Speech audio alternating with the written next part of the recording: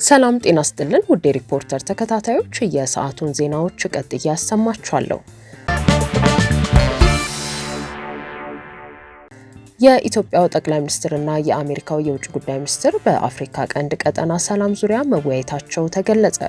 የአሜሪካ መንግስት ጽህፈት ቤት ዛሬ እንዳስታወቀው የአሜሪካው የውጭ ጉዳይ ሚኒስትር ማርኮ ሩቢዮ ከኢትዮጵያው ጠቅላይ ሚኒስትር አብይ አህመድ ጋር በስልክ ውይይት ያደረጉ ሲሆን የአፍሪካ ቀንድ ሰላም ላይ ማተኮራቸው ተመላክቷል። የአሜሪካ የውጭ ጉዳይ ሚኒስትር ማርኮ ሩቢዮ ከጠቅላይ ሚኒስትር አብይ ጋር የሁለቱ ሀገራት መንግስታት ለቀጠናዊ መረጋጋትና ለአፍሪካ ቀንድ ሰላም መሰረትን በመገንባት ረገድ ያላቸውን የጋራ ቁርጠኝነት በተመለከተ ተነጋግረዋል የተባለ ሲሆን ዝርዝር ይዘቱ አልተገለጸም።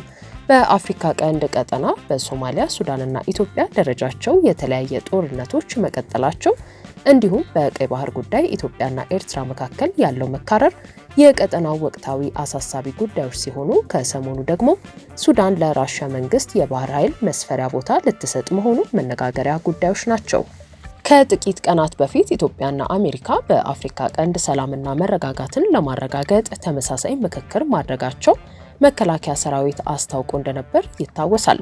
የአሜሪካ የአፍሪካ እዝ አዛዥ ጀነራል ዳግቪን አንደርሰን እና የኢፌድሪ የጦር ኃይሎች ጠቅላይ ኤታማዦር ሹም ፊልድ ማርሻል ብርሃኑ ጁላ ውይይቱን ማድረጋቸው ተገልጾ ነበር።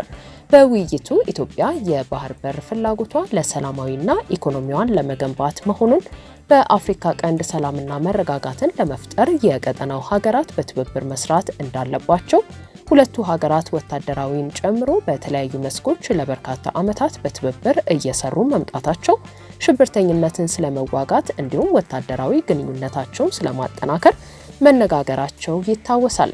በወቅቱም ኢትዮጵያ በሰላማዊ መንገድ የባህር በር ለማግኘት የምታደርገው መንገድ እንደሚደግፉ የገለጹት የአሜሪካ የአፍሪካ እዝ አዛዡ ኢትዮጵያ በቀይ ባህር ላይ ብትወጣ የበለጠ ለቀጠናው ሰላም ትሰራለች ብለው እንደሚያምኑ ገልጸዋል ተብሏል።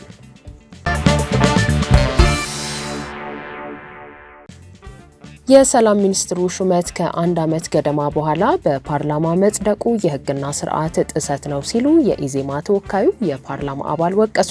ገዢው ፓርቲ ሹመቱ የተሰጠው ምክር ቤቱ ስራ ላይ ባልነበረበትና በሌሎችም ምክንያቶች ዘግይቷል ብሏል።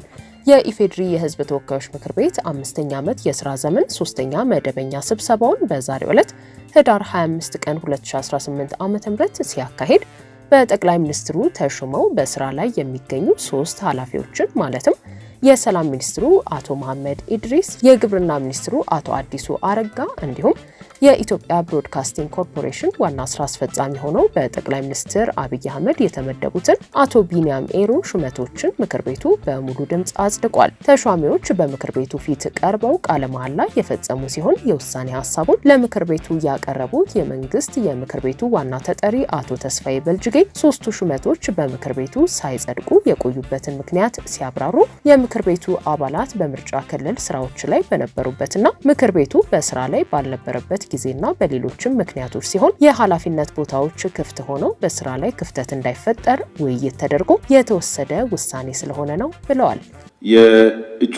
የእጩ ተሿሚዎችን አጠቃላይ ፕሮፋይል ከማቅረብ በፊት ለተከበረው ምክር ቤት አንድ ማሳወቅ የሚፈልገው ዛሬ ሹመታቸው እንዲጸድቅ በምክር ቤቱ የቀረቡ አመራሮች የህዝብ ተወካዮች ምክር ቤት የምርጫ ክልል ስራ ላይ በነበሩበትና በሌሎችም ጉዳዮች ላይ ስራ ላይ ወይም በዚህ ምክር ቤት ባልነበሩበት ጊዜ እንደዚሁም ደግሞ በሌላ በኩል አስቸኳይ የሆኑ አጣዳፊ የሆኑ የስራ ኃላፊነት ቦታዎቸው ክፍት ሆነው መቆየት የማይኖርባቸው ሁኔታዎች መኖራቸውን ታሳቢ በማድረግ ከምክር ቤቱ አፈ ጉባኤና ከሚመለከታቸው አካላት ጋር ክቡር ጠቅላይ ሚኒስትሩ በመመካከር በጊዜያዊነት እነዚህ የስራ ኃላፊዎች ወደ ስራ እንዲገቡ ተደርጎ መቆየታቸውን ለማስታወስ ነው። በምክር ቤቱ አባላት ዘንድ በሹመቶቹ ላይ በርከት ያለ ድጋፍ ተስተውሏል። አቶ ባርጠማ ፈቃዱ የተባሉት የኢትዮጵያ ዜጎች ለማህበራዊ ፍትህ ፓርቲ ኢዜማ ተወካይና የምክር ቤቱ አባል ግን ገዢው መንግስት እቅዱንና ፖሊሲውን ያስፈጽምልኛል የሚለውን የፈለገውን መሾም ስለሚችል በብቃት ዙሪያ አስተያየት መስጠት አልፈልግም ብለው አያይዘው ግን ሹመቶቹ ሳይጸድቁ መዘግየታቸውን በማንሳት የስርዓትና የአሰራር ሕግ መጣሱን በመግለጽ ወቅሰዋል። ይህ ሲሆን ደግሞ አፈጉባኤው ጉዳዩን በቶሎ እንዲጸድቅ የማስደረግና የመጠየቅ ኃላፊነት ያለበት በመሆኑ ለምን እንደዘገየ ማብራሪያ ስጡን ሲሉ የኢዜማው ተወካይ አፈጉባኤ ታገሰ ጫፎን ጠይቀዋል። በግለሰቦች በኳሊፊኬሽን ወይም በሌላ ጉዳይ ወይም በአቅም ጉዳይ ጥያቄ አይደለም ያለኝ፣ ግን በስርዓት ላይ ጥያቄ ላነሳ የምፈልገው የተከበሩ የመንግስት ተጠሪ እንዳሉትም ሁለቱ እጩ ተሿሚዎች ልክ ነው፣ ክረምት ላይ ወይም ስራ ውስጥ ባልነበርንበት ጊዜ የተሾመ ወይም የተሰጠ ስልጣን ነው። ነገር ግን አቶ መሐመድ እድሪስ ላይ የሰላም ሚኒስቴር ሆነው የቀረቡት ቀደም ብሎ በአራተኛው የስራ ዘመን ላይ ብዙ ጊዜዎች ጉባኤ ያካሂደናል፣ እሳቸው ከተሾሙ በኋላ ማለት ነው። ይሄ ደግሞ ፓርላማው ወይም ደግሞ የህዝብ ተወካዮች ምክር ቤት አፈ ጉባኤ ይህንን እንዴት ሊያስኬዱት ቻሉ የሚል ወደ እርስዎ ነው ጥያቄ የማመጣው። ምክንያቱም ጠቅላይ ሚኒስትሩ ማሰራት አለባቸው፣ ስራዎች ክፍት መሆን መቻል የለባቸውም። ግን ይህን ያህል ዓመት የሚያክል ጊዜ ሳይጸድቅ መቆየት የህግ አግባብ አለው ወይ? አፈ ጉባኤው ስልጣን አላቸው በዚህ ጉዳይ ማለት ነው። እነዚህ ጉዳዮች መምጣትና መጽደቅ አለባቸው፣ መስተካከል አለበት። የህግ ጥሰት ሲፈጸም ፓርላማው ይሄን ላይጠይቅ ይችላል። ነገር ግን አፈ ጉባኤው ቅርብም ስለሆኑ ደብዳቤ ሲመጣላቸው የቆየ ከመሆኑ አኳያ አስቆመው እንዲጸድቅ ማድረግ አይቻልም ነበር ወይ? ምንድን ነው የእሳቸው ጉዳይ ያደረገው እስካሁን ያቆየው የሚል ነው። በሹመቱ ላይ አስተያየት የሰጡት የብልጽግና ፓርቲ ተወካዩ የምክር ቤት አባል አቶ ባያብል ሙላቴ በኢዜማው አባል የስርዓትና የአሰራር ጥሰት በሚል የተነሳውን ጥያቄ በተቃራኒው መልካም ነው ሲሉ በመግለጽ ኃላፊዎቹ በስራ ላይ ያሉ በመሆናቸው እስካሁን ያላቸውን ሁኔታ አይቶ ለመወሰንም ጥሩ ነው ሲሉ ተደምጠዋል። የመጀመሪያው ተሿሚ የተከበሩ ክቡር አቶ መሐመድ እድሪስ ባለፉባቸው የስራ ልምዶች በቂ ተሞክሮችን ያገኙ ናቸው። ባለፈው ዓመት ነው የተመደቡት።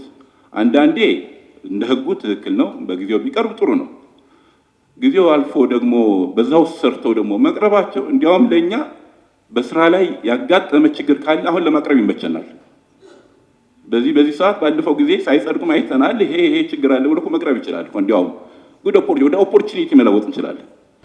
የምክር ቤቱ አፈ ጉባኤ አቶ ታገሰ ጫፎ በጉዳዩ ላይ ዝርዝር ምላሽ ያልሰጡ ሲሆን የመንግስት ተጠሪው እንደገለጹት የተለያዩ ውይይቶችን ስናደርግ ነው የዘገየ ነው ያሉ ሲሆን ከዚህ በኋላ መሰል ሹመቶችና ውሳኔዎች እንዳይዘገዩ የተባለውን ማሳሰቢያ እንቀበላለን ብለዋል።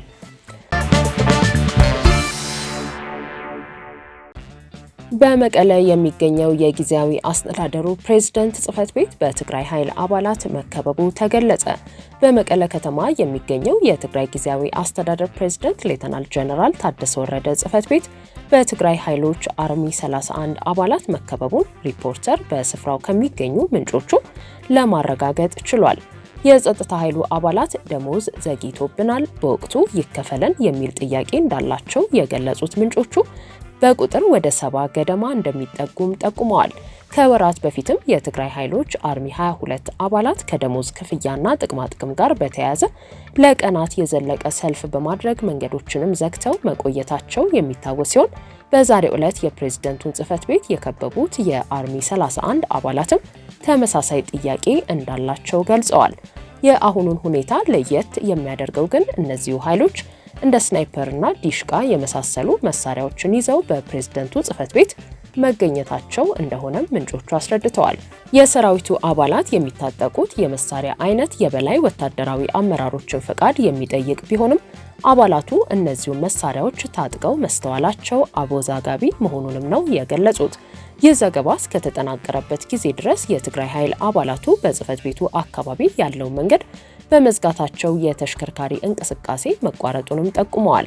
አባላቱ ከትላንት አመሻሽ ጀምሮ መሰል እንቅስቃሴ ሲያደርጉ እንደነበር የገለጹት ምንጮቹ ካለፉት ጥቂት ሳምንታት ወዲህ ከወታደራዊ ካምፖቻቸው ውጪ በተለይም ልዩ ስሙ ኩይሃ በሚባለው አካባቢ በታክሲ ተራዎችና በተለያዩ መንገዶች ላይ ከነዋሪዎች ጭምር ገንዘብ ሲጠይቁ መስተዋላቸውን ነው የገለጹት። የትግራይ ክልል ጊዜያዊ አስተዳደር ፕሬዝዳንት ጽህፈት ቤት በመስከረም ወር መጨረሻ ባወጣው መግለጫ የትግራይ ኃይሎች አርሚ 22 አባላት ከወታደራዊ ካምፖቻቸው በመነሳት በመቀለ ከተማ አደባባዮች እንዲሁም የከተማዋ መውጫና መግቢያዎችን መዝጋታቸውን ጠቅሶ ከፕሬዝዳንቱ ሌተናል ጀነራል ታደሰ ወረደ ጋር መወያየታቸውን ገልጾ ነበር። በመድረኩ ከተነሱት ጥያቄዎች መካከልም የኑሮና ተጠቃሚነት ችግሮቻችን ይፈቱ፣ በጦርነቱ ወቅት አስፈላጊውን መስዋዕትነት የከፈልን ቢሆንም ከዚህ ቀደም የልዩ ኃይልና የመከላከያ ሰራዊት አባላት ለነበሩት ውዝፍ ክፍያ ስትከፍሉ እኛ ግን ተረስተናል፣ ለምን ወጣት የሰራዊት አባላት ችላ ተባሉ የሚሉና ተያያዥ ጥያቄዎች ይገኙበት ነበር። ከሰራዊቱ አባላት ለተነሱላቸው ጥያቄዎችም ፕሬዝዳንቱ የሰራዊቱን ተጠቃሚነት በሚመለከት መመሪያ መጽደቁን መግለጻቸው ይታወሳል። ሁኔታውን በሚመለከት ብዙዎች የትግራይ ኃይሎች አባላት ድርጊት እንደተባለው ከደሞዝ መዘግየት ጋር የተገናኘ ሊሆን እንደሚችል አሊያም ፖለቲካዊ እንቅስቃሴ የታከለበት ሊሆን እንደሚችል የሚገልጹ አስተያየቶችን እየሰነዘሩ ይገኛሉ። ሪፖርተር በጉዳዩ ላይ የጊዜያዊ አስተዳደሩን ከፍተኛ ኃላፊዎች እንዲሁም የክልሉን ሰላምና ጸጥታ ቢሮ ለማነጋገር ያደረገው ሙከራ አልተሳካም። ውድ የሪፖርተር ተከታታዮች የሰዓቱ ዜናዎቻችን እነዚህ ነበሩ። ስላደመጣችሁን ከልብ እናመሰግናለን።